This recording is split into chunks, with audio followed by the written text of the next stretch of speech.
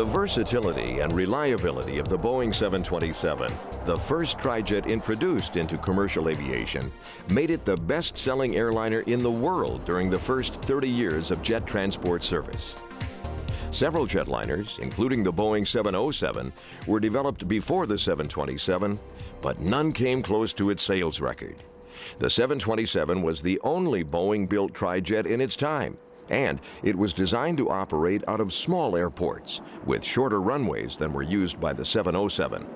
Something about this airplane, it has very effective speed brakes, so it will come down faster than almost any airplane I'm aware of. So it makes a very maneuverable airplane. If air traffic control accidentally gets us high and close to the airport, we can always get down with this airplane. Boeing's initial design studies for the 727 began in 1956. Production of the 727 extended from the early 1960s to August 1984, a remarkable length of time, considering the original market forecast was for 250 airplanes. As it turned out, 1,832 were built. In 1984, when the last 727 was delivered, this versatile fleet was carrying 13 million passengers each month. Introduced into service in February 1964, the 727 trijet became an immediate hit with flight crews and passengers alike. It was a very quiet airplane. With the engines at the back, when you shoved the throttles up, you really didn't hear anything. You just felt the push in your back. And the other thing that was interesting about it, it was fast.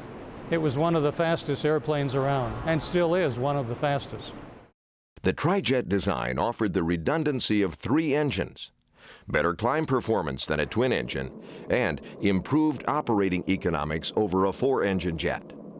This is obviously a 3-engine airplane, and people always ask, how far can this fly if an engine quits? How far can it fly if 2 engines quit? And I always tell them in the training center during our training, we actually had to make single-engine approaches and go-arounds with only 1 engine operating, and it will climb out on 1 engine. Little bit of a dog on 1 engine, but it will do it. One of the main questions that people ask me as they look into the cockpit of this airplane is, why are there 3 pilots? Because having flown today, you'll notice that almost every airplane has just 2 pilots.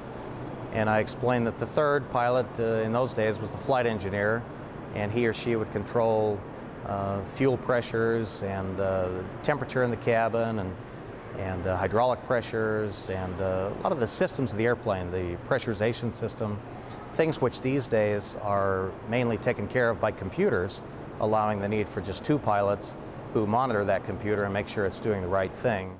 The 727 was also built as a freight transport and as a quick change version, which meant airlines could convert from a passenger transport to a freighter or a combination of both as they chose. More than 300 727s built as passenger airplanes were converted to freighters. The museum 727 logged 66,000 flight hours, covering 28 million miles, while carrying a total of 3 million passengers. You'd be amazed how many people have not been in airplanes. And one of the other questions is they ask, is this a real airplane? You know, and I says, not only is it real, but I actually flew this airplane. And when I say that, their eyes really light up because they said, boy, that's really neat that you actually flew this airplane. And I said, well, it's been about 25 years ago, but I actually flew this airplane. The first time I did this volunteer at the museum, I went to my logbook and I looked up this particular airplane, and there it was a number of times. And it kind of gave me a warm, fuzzy feeling to know that, hey, I'm part of this airplane, and when people ask me, is this a real airplane? I can say, not only is it real, I've flown it. The Boeing 727 holds a permanent place in the annals of aviation history as one of the most significant airplanes in the development of the world's jet transportation system.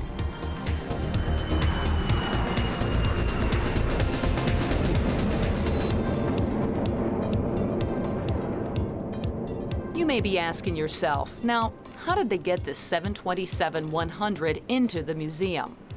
Well, the story begins back in September 1992, when United Airlines donated the decommissioned jet to the museum. First Officer Ray Waddell flew the plane from Chicago's O'Hare Airport to the former Meigs Field on Chicago's lakefront on September 28, 1992.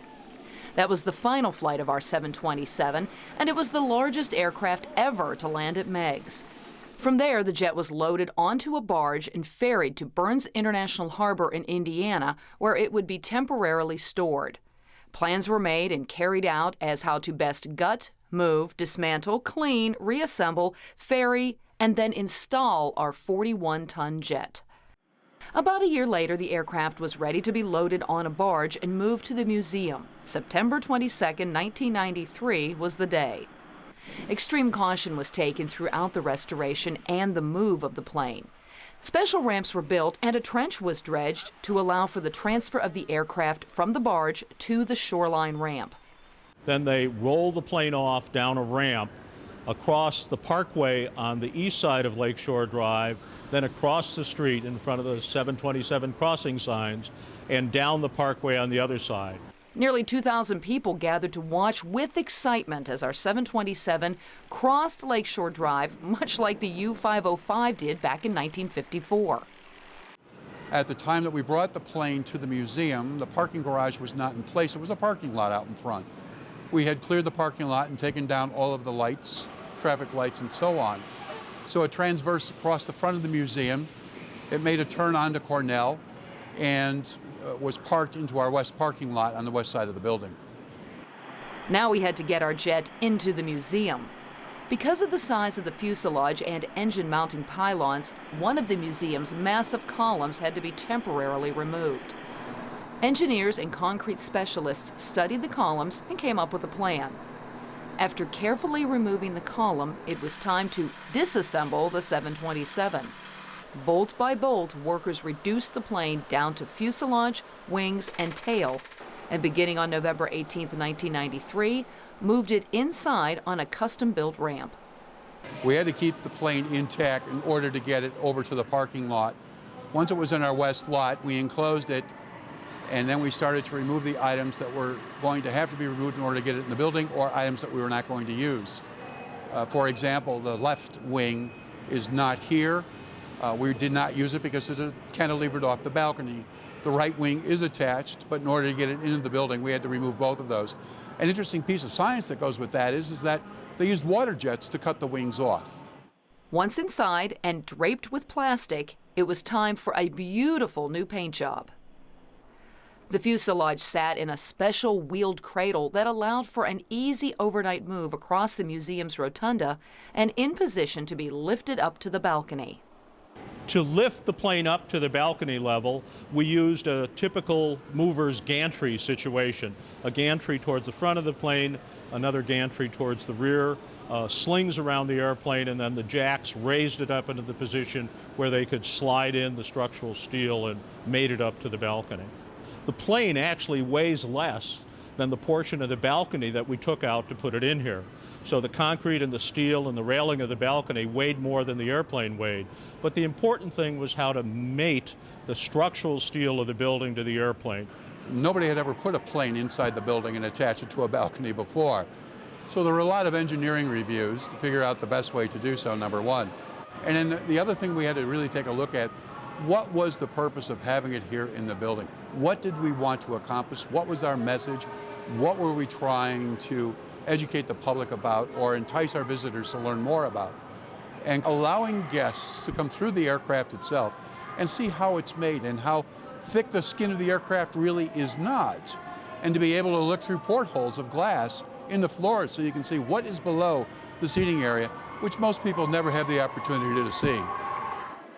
By mid-May 1994, nearly 2 years after First Officer Waddell landed at Meigs Field, the 727 was securely anchored to the balcony and ready for passengers once more. From the point that the plane landed on the beach to the point where it actually opened to the public was a couple of years after that. We did a lot of work inside the museum. It's been repainted, it was retrofitted, and what I mean by retrofitted is all of the flying surfaces and the landing gear of the plane are totally operational, but they operate on pneumatic or air power instead of hydraulic or oil power. So all of this took time in getting all the systems together and getting it to work in a fashion that we had wanted it to. This is the final boarding call for all passengers on the Museum of Science and Industry's Boeing 727. Welcome aboard.